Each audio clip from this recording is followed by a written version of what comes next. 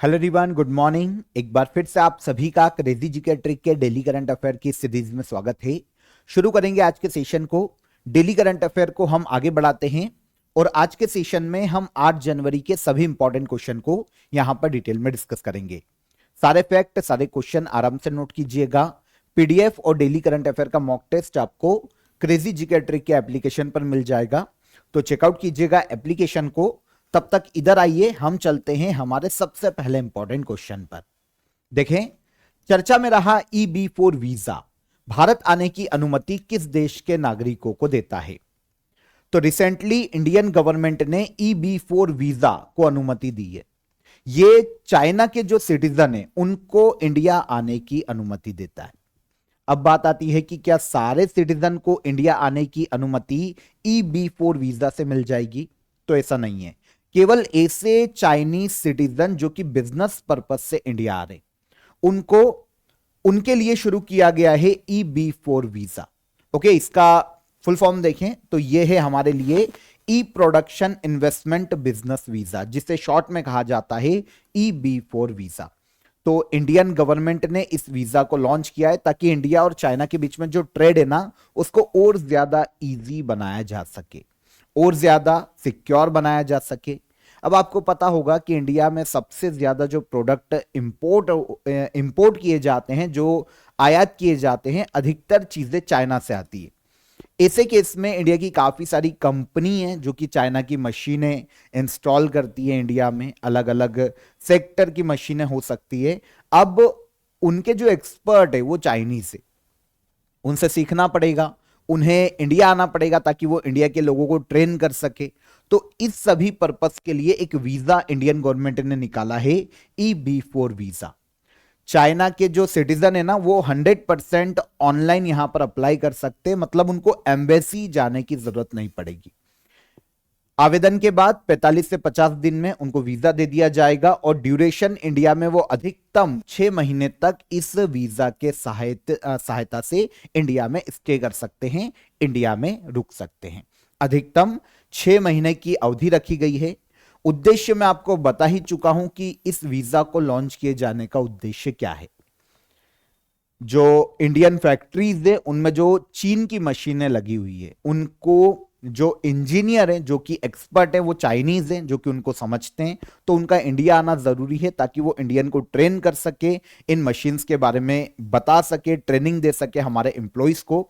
और इसके अलावा प्लांट डिजाइन से जुड़ा हुआ जो काम है और इसके लिए जो सीनियर मैनेजमेंट की मीटिंग है, उनके लिए भी ये वीजा अलॉट किया जाएगा चाइना के लोगों के लिए।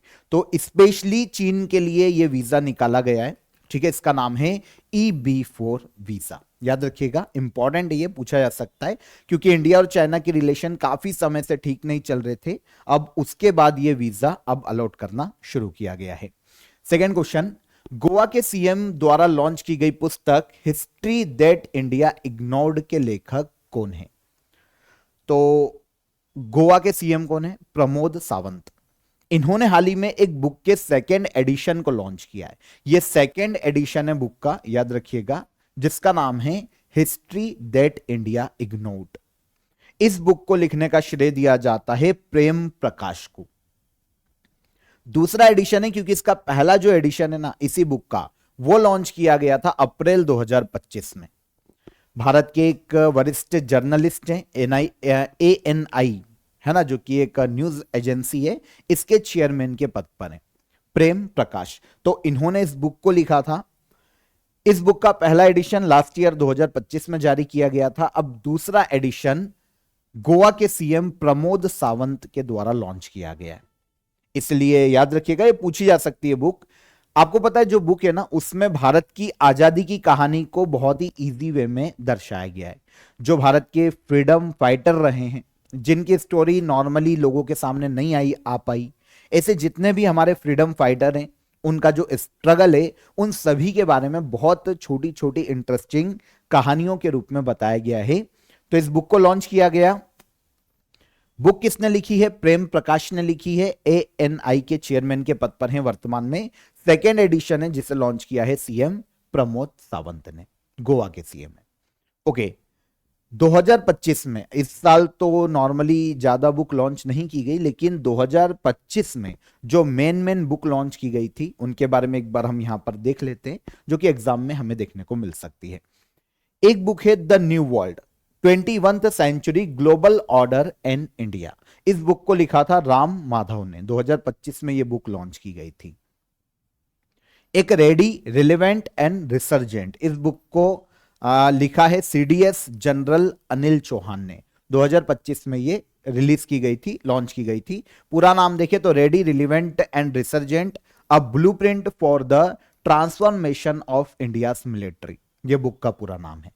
वर्तमान में भारत के चीफ ऑफ डिफेंस स्टाफ कौन है, हमने कल भी बात की थी, जनरल अनिल चौहान, तो इनके द्वारा इस बुक को लिखा गया है। पीएमओ थ्रू द एजेस, ये हिमांशु रॉय की बुक है। Narratives of the bench a जज स्पीक्स, इस बुक को लिखा है हमारे पूर्व chief justice of India N V Ramana ने। और चुनौतियां मुझे पसंद है, इस बुक को विनय जोशी, अशोक देसाई और पंकज जानी ने मिलकर लिखा है। इसको आप छोड़ सकते हैं क्योंकि 3 बंदों के नाम पूछे जाएंगे, इसकी संभावना कम है, तो आप बाकी जो राइटर है, ऑथर है, उनके बारे में याद रखिए। सिक्किम हाईकोर्ट का नया मुख्य न्यायाधीश किसे नियुक्त किया गया है? सिक्किम हाईकोर्ट के नए चीफ जस्टिस के रूप में अपॉइंट किए गए हैं justice A Mohammad Mushtaq. Answer हो जाएगा आंसर सी। लगातार हम कुछ दिनों से, कुछ सेशंस में हमने हाईकोर्ट में जजेस की नियुक्ति की बात की है, क्योंकि काफी सारे राज्यों के चीफ जस्टिस हाईकोर्ट के बदले हैं, तो हमने लगातार सबको देखा। इसी क्रम में सिक्किम हाईकोर्ट के नए चीफ जस्टिस अपॉइंट किए गए ए मोहम्मद मुश्ताक। आपको पता होगा, देखिए इंडियन कॉन्स्टिट्यूशन के जो भी फैक्ट एग्जाम में पूछे जा सकते हैं वो मैंने आपको लगातार बताए। फॉर एग्जाम्पल आर्टिकल 217 के बारे में आपको पता है, और एक मैंने आर्टिकल आपको एक और बताया था 222। क्या है ये आर्टिकल? आर्टिकल 217 हाईकोर्ट में जजेस की नियुक्ति का प्रावधान करता है, और 222 ये जजेस के ट्रांसफर की बात करता है हाईकोर्ट में। दोनों ही केस में हाईकोर्ट की जजेस की नियुक्ति या ट्रांसफर का अधिकार किसको है? प्रेसिडेंट को। प्रेसिडेंट को अथॉरिटी है, हालांकि उसकी कंडीशन है, जैसे कॉलेजियम नाम भेजेगा, फिर सेंट्रल गवर्नमेंट उसको मंजूरी देगी, फिर नाम भेजा जाएगा प्रेसिडेंट के पास, वो एक प्रोसेस है। लेकिन प्रेसिडेंट अपॉइंट करते हैं हाईकोर्ट में जजेस को, चाहे वो चीफ जस्टिस हो, चाहे वो अदर जज हो, ध्यान रखना, ठीक है। अब यहां पर एक और इंटरेस्टिंग चीज कि अपॉइंट तो प्रेसिडेंट करते हैं, लेकिन ये अपने पद की जो शपथ है ना, वो किसके सामने लेते हैं जानते हैं? राज्य के गवर्नर के सम्मुख ये अपने पद की शपथ लेते हैं। मतलब हाईकोर्ट के जजेस को, जो चीफ जस्टिस है, उनको अपने पद की शपथ कौन दिलवाता है? कभी क्वेश्चन ऐसा आ जाए तो राज्य के गवर्नर दिलवाते हैं। तो अभी सिक्किम हाईकोर्ट के मुख्य न्यायाधीश बने हैं जस्टिस ए मोहम्मद मुश्ताक, ठीक है। भारत की प्रेसिडेंट द्रौपदी मुर्मू ने इनकी नियुक्ति की है। सिक्किम राज्य के गवर्नर है ओम प्रकाश माथुर, इनके सामने इन्होंने अपने पद की शपथ ली है।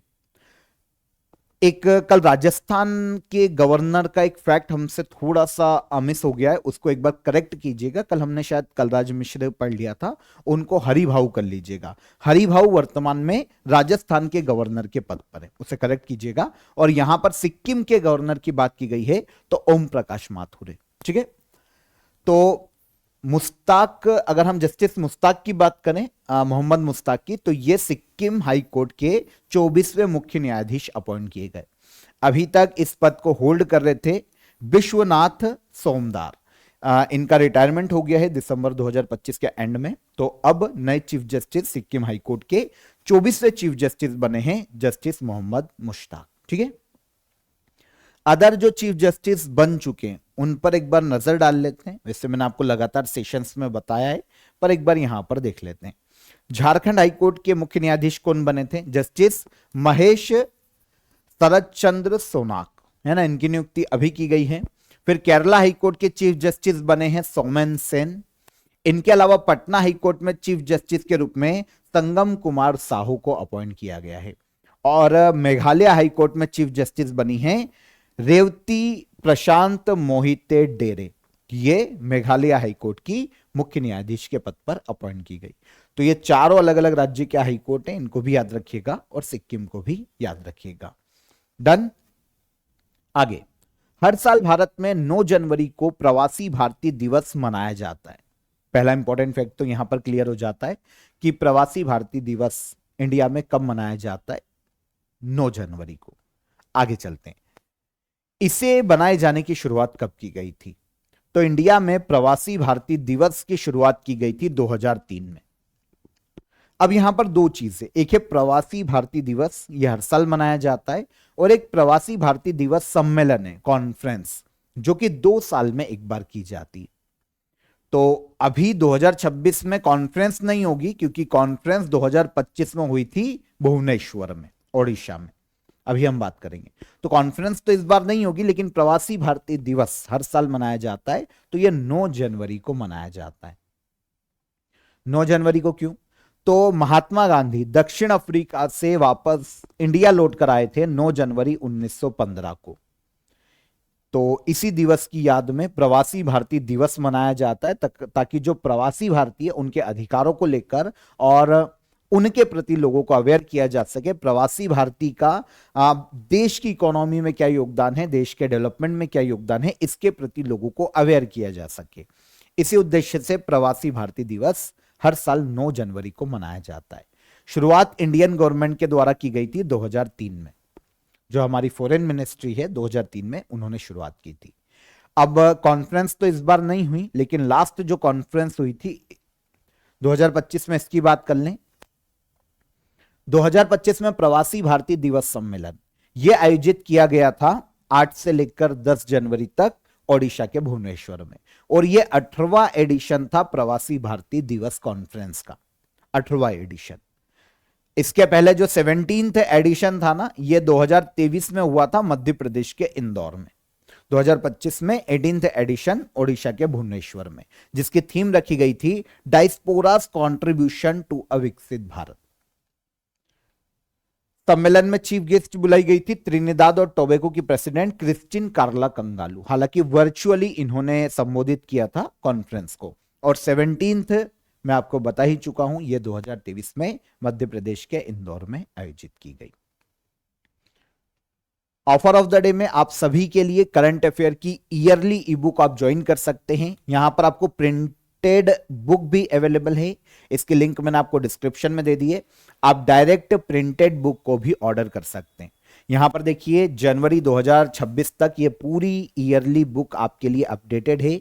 आप इसे ऑर्डर कर सकते हैं, ये डायरेक्ट आपके घर पर डिलीवर कर दी जाएगी। डिस्क्रिप्शन में मैंने आपको इसकी लिंक दे दी है, और साथ ही साथ आप इसकी ई बुक भी ज्वाइन कर सकते हैं। क्रेजी जियोमेट्री के एप्लीकेशन पर आप शंखनाद की ईयरली ई बुक को भी ज्वाइन कर सकते हैं। तो और ऑर्डर करना चाहते हैं हार्ड कॉपी, तो आप ऑर्डर भी कर सकते हैं। डिस्क्रिप्शन में लिंक है, वहां पर क्लिक करो और डायरेक्ट इसे ऑर्डर करो। ठीक है, ये अपडेट है जनवरी 2026 तक। आगे चलते हैं। विदेश मंत्रालय ने ईरान को लेकर एक एडवाइजरी जारी की है। 2025 में ईरान से भारतीयों को निकालने के लिए गवर्नमेंट के द्वारा कौन सा ऑपरेशन चलाया गया था? अभी क्या हो रहा है ना कि ईरान में काफी प्रोटेस्ट हो रहे हैं लगातार, क्योंकि ईरान की करेंसी का जो वैल्यू है ना, लगातार गिरते जा रहा है। बहुत ज्यादा इन्फ्लेशन बढ़ गया है, मतलब बहुत प्रॉब्लम है, महंगाई बढ़ती जा रही है, लोगों में असंतोष बढ़ता जा रहा है, गवर्नमेंट की पॉलिसीज लोगों को अच्छी नहीं लग रही है। तो इस कारण लगातार प्रोटेस्ट बढ़ रहे हैं और ईरान में हिंसा की स्थिति पैदा हो गई है। तो इंडियन गवर्नमेंट ने, जो हमारी फॉरेन मिनिस्ट्री है, उन्होंने एक एडवाइजरी जारी की है इंडियंस के लिए ईरान को लेकर, कि भैया बहुत जरूरी हो, कोई बिजनेस पर्पस हो तो ही ईरान की यात्रा करिएगा, अदर किसी भी कंडीशन में ईरान की यात्रा को अवॉइड कीजिए। अगर आप ईरान कहीं जा भी रहे हैं तो ऐसे हिस्सों में ना जाए जहां पर हिंसा की स्थिति है या फिर हिंसा हो सकती है। जो सेफ या फिर जो अभी जहां पर पीस है, ऐसे एरिया में ही आप विजिट करें, अगर जा भी रहे हैं किसी जरूरी काम से। तो जो हमारी फॉरेन मिनिस्ट्री है, इन्होंने इंडियंस के लिए यह एडवाइजरी जारी की। वैसे लास्ट ईयर एक मूवमेंट तब भी आया था जब ईरान पर इजराइल ने अटैक किया था, दोनों के बीच में युद्ध की स्थिति थी। तो ऐसी कंडीशन में जो ईरान में इंडियंस थे, स्पेशली सबसे ज्यादा स्टूडेंट थे, उनको बाहर निकालने के लिए इंडियन गवर्नमेंट ने लास्ट ईयर एक ऑपरेशन चलाया था जिसका नाम था ऑपरेशन सिंधु। ये एक इंपॉर्टेंट फैक्ट है, याद रखिएगा, ठीक है ना। तो ये 2025 में चलाया गया था और अभी केवल एडवाइजरी जारी की गई है। भारत की फॉरेन मिनिस्ट्री ने 5-6 जनवरी 2026 को अपने नागरिकों के लिए एडवाइजरी जारी की कि आप ईरान की जो आप ट्रेवल करना चाहते हैं, किसी भी कंडीशन में ईरान जाना चाहते हैं, तो अभी के लिए आप उसको अवॉइड करें। पिछले काफी समय से प्रोटेस्ट चल रहे हैं, लगातार तेजी से बढ़ रहे हैं। इन्फ्लेशन, अनएम्प्लॉयमेंट, करेंसी का वैल्यूएशन गिरना, ये बहुत सारे कारण हैं कि वहां पर वहां की जो लोग हैं वो गवर्नमेंट से नाराज होती जा रही है। और अब ये जो प्रोटेस्ट है ना, ये राजनीतिक असंतोष में बदल गया है। मतलब अब जो प्रोटेस्ट होने लग गए ना, पहले तो एक अलग कंडीशन थी, अब लगातार हिंसा बढ़ रही है और लोगों का कहना है कि गवर्नमेंट को हटाओ, जो भी ईरान में अभी प्रेजेंट गवर्नमेंट है उससे देश नहीं संभल रहा, उनको हटाओ। और इसके लिए हिंसा की स्थिति आ गई है पूरे ईरान में। लास्ट ईयर जून 2025 में जब इजराइल ने ईरान पर अटैक किया था, तब ईरान से इंडियंस को निकालने के लिए इंडियन गवर्नमेंट ने ऑपरेशन सिंधु चलाया था। इंडियन स्टूडेंट को वहां से निकाला गया था उस वक्त। आपको पता है ईरान में जितने भी इंडियन स्टूडेंट हैं, अधिकतर भारत के जम्मू कश्मीर यूनियन टेरिटरी से जाते हैं। तो यहीं के अधिकतर स्टूडेंट है, इन सभी को निकाला गया था ईरान से। लगभग 4000 के आसपास स्टूडेंट थे ईरान में जिनको निकाला गया। ईरान की लोकेशन देखें तो कैस्पियन सी और पर्शियन गल्फ के बीच में देखने को मिलता है। कैस्पियन सागर और पर्शियन जो फारस की खाड़ी है उनके बीच में देखने को मिलता है, ये दोनों तरफ से घिरा हुआ है। ठीक है, 7 कंट्री है जो कि ईरान से अपनी बाउंड्री शेयर करती। हो सकता है आपको ये मैप पर न दिख पाए, तो मैं आपको बता देता हूं। अगर मैप दिख भी पा रहा है तो इधर वाला शायद मैप अगर धुंधला ना आए तो मैं आपको बता देता हूं। ईरान से पूर्व में अपनी जो बाउंड्री है, तुर्कमेनिस्तान, अफगानिस्तान और पाकिस्तान, ये पूर्व से 3 देश टच हो गए। पश्चिम में आते हैं तो अजरबैजान, सीरिया, इराक, और एक और देश है ये बीच में जो आप देख रहे हैं, ये वाला देश है आर्मेनिया। ठीक है, तो बहुत छोटा है, आर्मेनिया दिखेगा नहीं, यहां पर आप देखेंगे तो यहां पर दिखेगा। तो ये 7 देश है जो कि अपनी बाउंड्री शेयर करते हैं ईरान के साथ। कैस्पियन सागर और पर्शियन गल्फ के बीच में ईरान देखने को मिलता है। ठीक है, यह है कैस्पियन सी। दक्षिण में जाओगे ईरान, और फिर और दक्षिण में गए तो ये पर्शियन गल्फ है या फारस की खाड़ी जिसे कहा जाता है। यहां पर क्लियर हो गया। अभी जो अदर ऑपरेशन लास्ट ईयर चलाए गए थे या पिछले कुछ समय में चलाए गए हैं, उनकी बात करें तो एक ऑपरेशन देव शक्ति को याद रखिएगा। अफगानिस्तान में जब तालिबान का शासन शुरू हुआ था तो वहां से इंडियंस को निकालने के लिए 2021 में चलाया गया था ऑपरेशन देव शक्ति। फिर ऑपरेशन गंगा, जब रूस और यूक्रेन का युद्ध शुरू हुआ 2022 में, तो युद्ध में फंसे हुए इंडियंस को निकालने के लिए ऑपरेशन गंगा शुरू किया गया था। फिर ऑपरेशन वंदे भारत, कोविड-19 में जो भारत के बाहर लोग फंस गए थे उन्हें इंडिया में लाने के लिए जो हमारे सिटीजन है, चलाया गया था ऑपरेशन वंदे भारत। ऑपरेशन दोस्त चलाया गया था जब तुर्की में भूकंप आया था, सीडीआर तुर्की में 2023 में, तो तुर्की की सहायता के लिए हमने चलाया था ऑपरेशन दोस्त। और एक ऑपरेशन सद्भाव, एक टाइफून आया था, टाइफून यागी 2024 में सितंबर में म्यांमार में।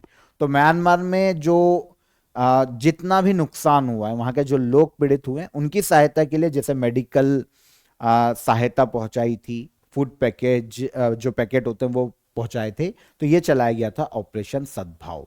किसकी सहायता के लिए? तो ये था म्यांमार की सहायता के लिए। तो ये अदर ऑपरेशन है, इन पर नजर डाल लेना, पीडीएफ ले लेना, एक बार इनको पढ़ लेना। ईरान वेस्ट एशिया का एक देश है, पर्सिया के नाम से प्राचीन काल में जाना जाता था। कैपिटल है तेहरान और यहाँ की ऑफिशियल करेंसी है रियाल। यहां पर प्रेसिडेंट है मसूद पेजेश्कियान, प्रेसिडेंट है ईरान के वर्तमान में। उंगल कनवाई सोलुनगल कार्यक्रम की शुरुआत किस राज्य सरकार के द्वारा की गई है? नाम से आपको समझ में आएगा, दक्षिण भारत का कोई नाम लग रहा है ना? ठीक है, ऑप्शन भी दक्षिण भारत के। तो ये जो उंगल कनवाई सोलुनगल जो एक प्रोग्राम या योजना है, इसे शुरू किया है तमिलनाडु सरकार ने। तमिलनाडु के सीएम ने इस प्रोग्राम को अनाउंस किया है, उंगल कनवई सोलुनगल। इसका मतलब होता है हिंदी में, हमें अपने सपने बताओ। इस प्रोग्राम के तहत, अच्छा, तमिलनाडु के सीएम कौन है? एम.के. स्टालिन। तो इन्होंने अनाउंस किया है, इस योजना की घोषणा की है प्रोग्राम का। इसके तहत राज्य के जो लोग हैं ना, उनसे उनकी विशेष पूछी जाएगी कि आप गवर्नमेंट में क्या क्या चेंजेस देखना चाहते हैं, या अपने क्षेत्र में क्या क्या चेंजेस देखना चाहते हैं, या आपका क्या सपना है राज्य को लेकर, ऐसी विशेष पूछी जाएगी। लगभग 1.91 करोड़ परिवार हैं तमिलनाडु में, उन सभी की एक जो विशेष है ना, उनको कलेक्ट किया जाएगा। 3 विशेष ऑलमोस्ट ली जाएगी। 30 दिनों तक पूरे राज्य में योजना लागू की जा रही है। वॉलेंटियर्स होंगे 50,000 से ज्यादा, वो घर घर जाकर फॉर्म देंगे, फिल करवाएंगे और फॉर्म को जमा करेंगे गवर्नमेंट के पास कि सभी राज्य में जो सभी लोग हैं वो राज्य को कैसा देखना चाहते हैं, क्या बदलाव देखना चाहते हैं, क्या उनके विशेष है राज्य को लेकर, इन सभी के बारे में यहां पर फॉर्म फिल किया जाएगा और फिर राज्य सरकार जमीनी मुद्दों पर काम करेगी। जो भी राज्य के विकास से संबंधित है उन पर काम किया जाएगा। तो एक पार्टिसिपेटरी गवर्नेंस प्रोग्राम है, मतलब जहां पर जो लोग हैं उनको भी शासन में शामिल किया जाएगा। मतलब जो डिसीजन मेकिंग है ना, उसमें राज्य के लोगों को भी शामिल किया जाएगा। कैसे? ये राज्य के लोगों की तो विशेष है कि उनको राज्य में क्या क्या बदलाव चाहिए, क्या क्या शुरू किया जाना चाहिए, क्या क्या राज्य में बनाया जा सकता है। तो मतलब जो डिसीजन मेकिंग है ना, उनमें राज्य के लोगों को भी शामिल किया जा सके। तो यह है पार्टिसिपेटरी गवर्नेंस प्रोग्राम, जिसका नाम है उंगल कनवई सोलुंगल। सही पढ़ रहा हूं ना मैं? उंगल कनवई सोलुंगल तमिल नाम है, तो इसका हिंदी में मतलब होता है हमें अपने सपने बताओ। पार्टिसिपेटरी गवर्नेंस के बारे में भी आपको पता चल गया। नागरिकों से सीधे जुड़ा जाएगा ताकि पॉलिसी मेकिंग में उनकी भी राय ली जा सके और एक प्लानिंग तैयार की जा सके। अभी तमिलनाडु सरकार ने एक और योजना चलाई है जो कि कॉलेज स्टूडेंट के लिए, कॉलेज स्टूडेंट को लैपटॉप वितरित किए जाएंगे तमिलनाडु सरकार के द्वारा। इस योजना का नाम है ना उलगम उंगल केल। ये तमिल भाषा का वर्ड है, अब ऐसे ही वर्ड है तो मुझे ऐसे ही बताने पड़ेंगे। तो ये भी तमिलनाडु की गवर्नमेंट की स्कीम है, यहां पर मैंने हिंदी में मेंशन कर दिया है, उलगम उंगल केल। इसके तहत 20 लाख लैपटॉप बांटे जाएंगे कॉलेज स्टूडेंट को राज्य में। पहले फेज में 10 लाख लैपटॉप दिए जाएंगे सभी बच्चों को, और इसके लिए 2000 करोड़ रुपए राज्य सरकार ने इस फाइनेंशियल ईयर में आवंटित भी कर दिए हैं। तो दोनों तमिलनाडु की स्कीम है, नाम एक बार पढ़ लेना पीडीएफ से, है ना। तमिलनाडु की कैपिटल है चेन्नई, दक्षिण भारतीय राज्य। एम.के. स्टालिन यहाँ के सीएम के पद पर हैं और गवर्नर है आर.एन. रवि। ठीक है, यह हो गया क्लियर। भारतीय सेना द्वारा गठित आधुनिक युद्ध बल भैरव की सबसे प्रमुख विशेषता क्या है? तो इंडियन आर्मी ने अभी एक यूनिट बनाई है, मॉडर्न वॉरफेयर यूनिट या फोर्स, जिसे नाम दिया गया है भैरव। जानते हैं ये क्या है? 1 लाख से अधिक ड्रोन ऑपरेटर वाली एक यूनिट है सैनिकों की, जो कि ड्रोन चलाना जानते होंगे। 1 लाख से अधिक ड्रोन ऑपरेटर वाली यूनिट है जिसको नाम दिया गया है भैरव। तो इंडियन आर्मी ने इस वॉरफेयर फोर्स का या यूनिट का गठन किया है। Drone centric modern warfare unit है, सभी को ड्रोन चलाना सिखाया जाएगा। 1 लाख हमारे सैनिक इसमें शामिल होंगे ताकि इन फ्यूचर टेक्नोलॉजी का यूज करके रियल टाइम सर्विलेंस या कोई प्रिसाइज अटैक करना है, स्ट्राइक करनी है, और जो इंटेलिजेंस गैदरिंग है उसमें इंडियन आर्मी को सक्षम बनाया जा सके। अगर इन फ्यूचर कोई वॉर होता है तो हम ड्रोन की सहायता से भी, जो टेक्नोलॉजी उसके माध्यम से भी वॉर को जीत पाए। तो बैटलफील्ड डोमिनेंस जो इंडिया का है उसको और ज्यादा बढ़ाना, टेक्नोलॉजी को वॉर में यूज करना, इस उद्देश्य से एक वॉरफेयर यूनिट बनाई गई है टेक्नोलॉजी से लैस, और इसका नाम है भैरव। 1 लाख से ज्यादा इसमें ड्रोन ऑपरेटर्स सैनिक शामिल किए जाएंगे। नाम क्या रखा गया? भैरव। ठीक है ना। तो समझ में आ गया क्या है की कैपेबिलिटीज क्या है, जो हमारे दुश्मन है वॉर के समय उन पर प्रिसाइज अटैक किया जा सकेगा। रियल टाइम सर्विलेंस, हमारी सारी सेना को सही इंफॉर्मेशन मिल पाएगी, रियल टाइम सर्विलेंस मिल पाएगा, और अच्छी तरीके से हम ऑपरेशन को अंजाम दे पाएंगे किसी भी वॉर की कंडीशन में। तो इसीलिए ये यूनिट बनाई गई है जिसका नाम रखा गया भैरव। अभी 15 भैरव बटालियन गठित की गई है। जो हमारी एलएसी और एलओसी है, दोनों तरफ इनको अपॉइंट किया गया है। इन फ्यूचर इन्हें 25 बटालियन बनाया जाएगा। अभी 15 बटालियन है, फिर इनको अलग अलग जगह पर अपॉइंट किया जाएगा, और ऐसी फ्यूचर में 25 बटालियन हमको देखने को मिलेगी। भैरव। बिम्स्टेक देशों के लिए कैंसर देखभाल प्रशिक्षण कार्यक्रम के 2nd फेज का शुभारंभ कहां किया गया? किसके लिए है? बिम्स्टेक देशों के लिए, ठीक है ना। ये क्या है? कैंसर केयर ट्रेनिंग प्रोग्राम का सेकेंड फेज है, जिसका इनॉग्रेशन किया गया आंध्र प्रदेश के विशाखापट्टनम में।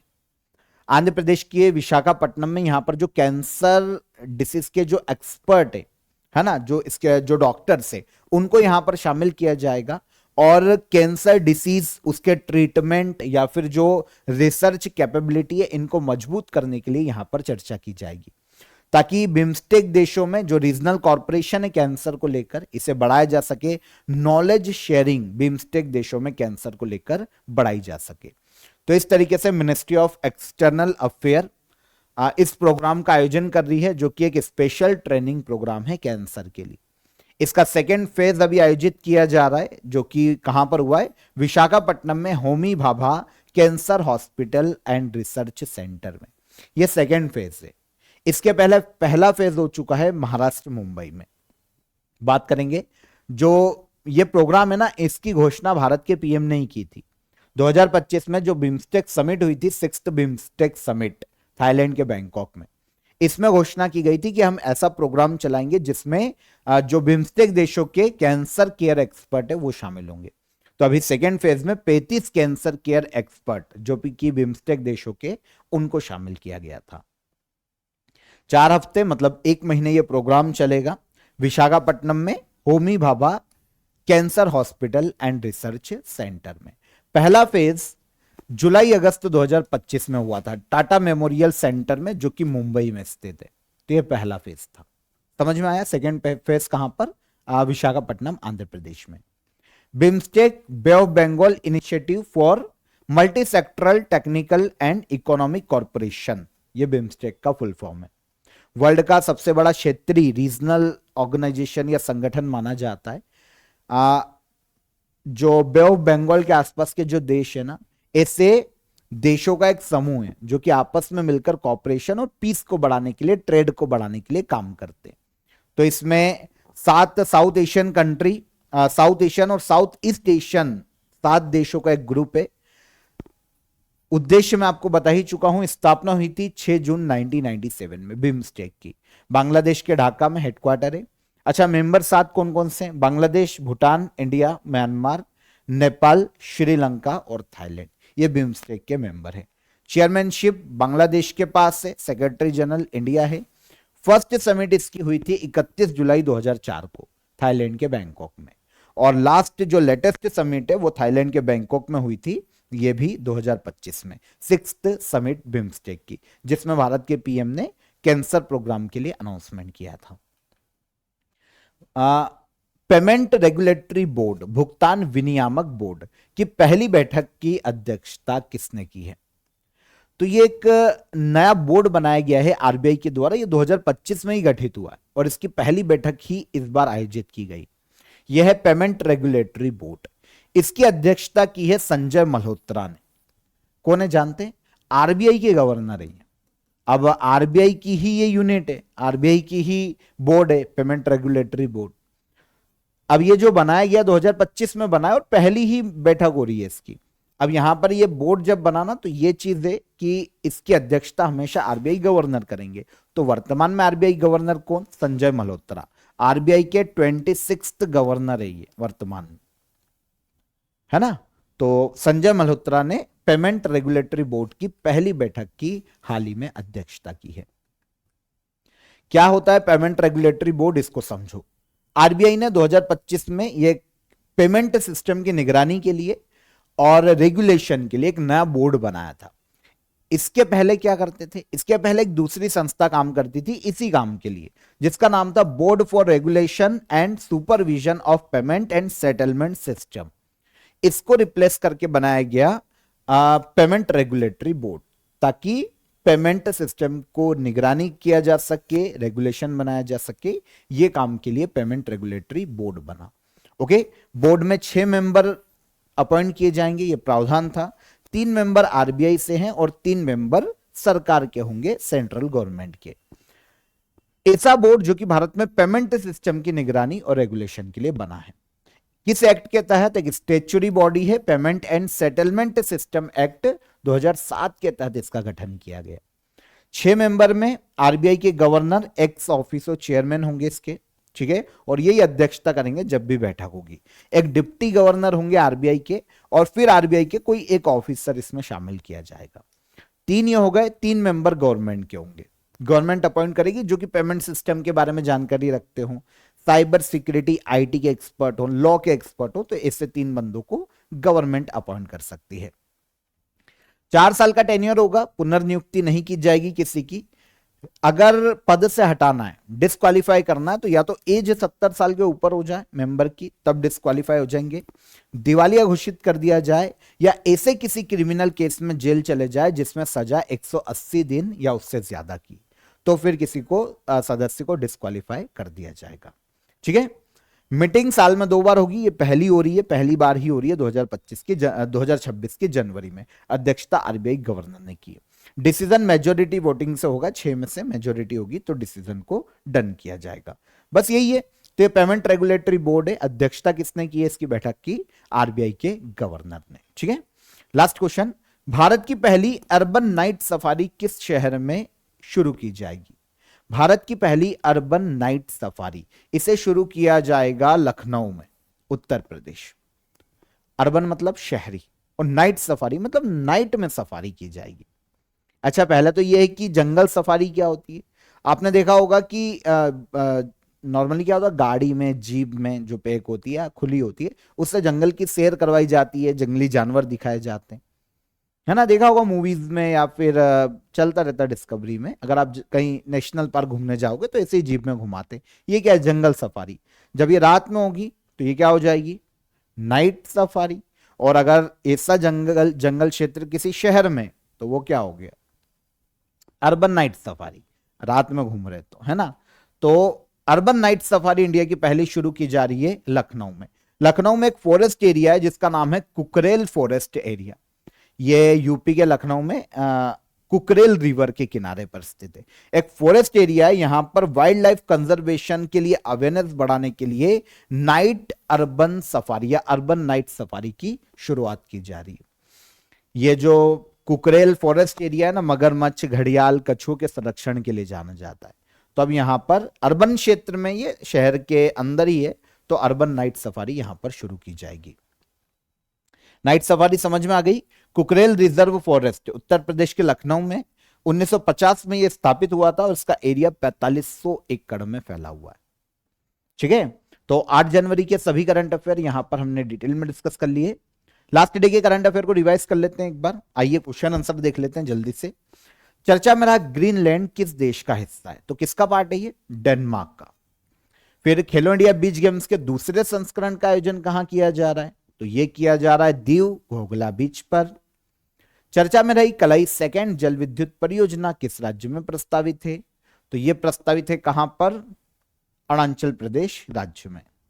वर्ष 2026 को year of networking and data centricity किसके द्वारा घोषित किया गया था?